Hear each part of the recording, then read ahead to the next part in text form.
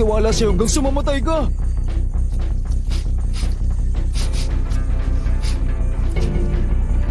Paano ba yan? Nauubusan na ako ng hininga. Tatakbo na ba ako? Pero saan? Paano kung pumunta siya sa pupuntahan ko? Hintayin ko siya makaalis. Makakaya ko pa ba magpigil sa paghinga? Hindi na! Hindi ko na kaya! Sagat na ako!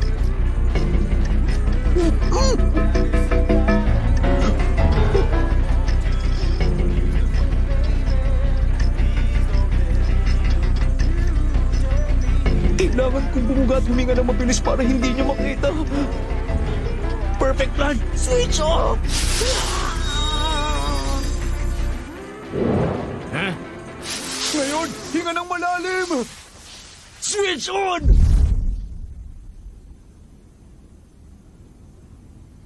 Meron akong naramdamang kakaiba sa isang iglap.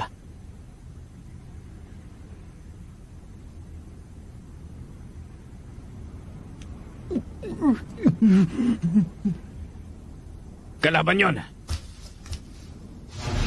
Sinasalamin ng likas na katangian ni Welfin ang kapangyarihan niya. Nagiging epektibong armas ang pagdududa niya. Missile Man! Kung sino ka man nagtatago sa likod nitong pader, sumuko ka na at ipakita ang sarili mo bago ako umabot sa bilang na 3. Kapag hindi ka lumabas, pasasabugin kita!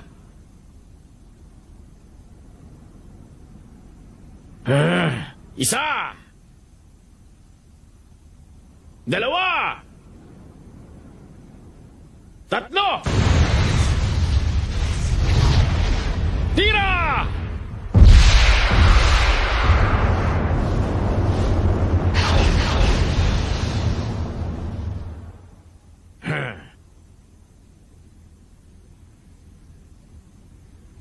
Wala.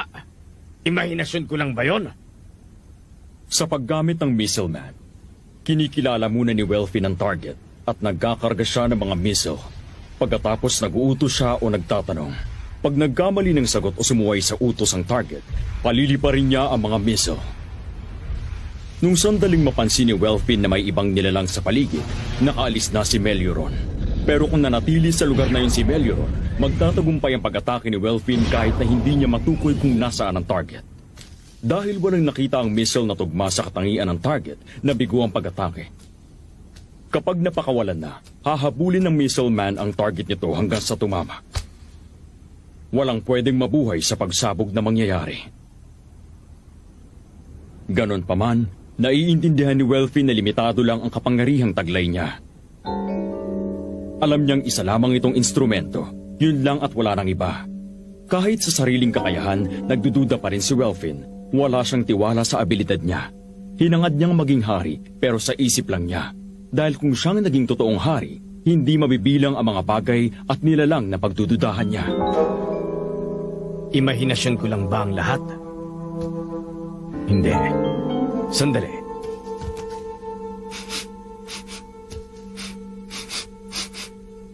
May naaamoy akong deodorant na walang amoy. Hindi mo maloloko ang galing ng ilong ko. May ibang nilalang na nandito. Alam ko yon. Pero dahil isang saglit ko lang naramdaman, ibig sabihin napakahusay niya. Tiniyak ng paggamit niya ng ganung deodorant na alam niya ang kakayahan ng ilong ko. Nakasisiguro na ako ngayon na may mga traidor sa hanay namin. May iba pang traidor maliban kay Flutter? Pwede nga sagot sa tanong na yon, oo. At malamang, kakilala ko ang mga traidor na yon. Kaya nila pilit tinatago ang amoy nila. Sino sila? Hindi ba nila gusto makipaglaban sa akin? Dahil kaya nila akong patumbahin?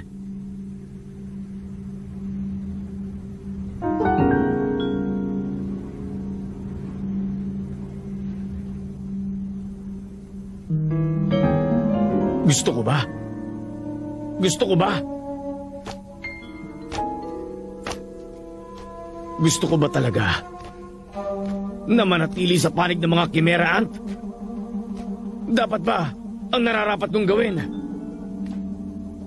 Hanapin ngayon si Bizef at wala nang iba pa.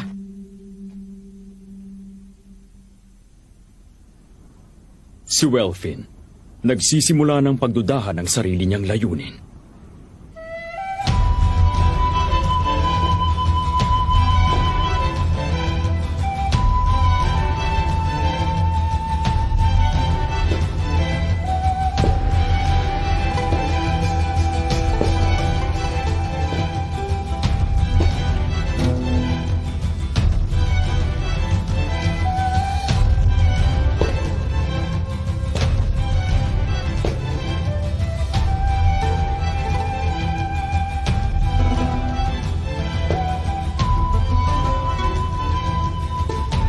Habang sinagon at Killua, sa wakas, natagpuan na rin nila si Neferpito.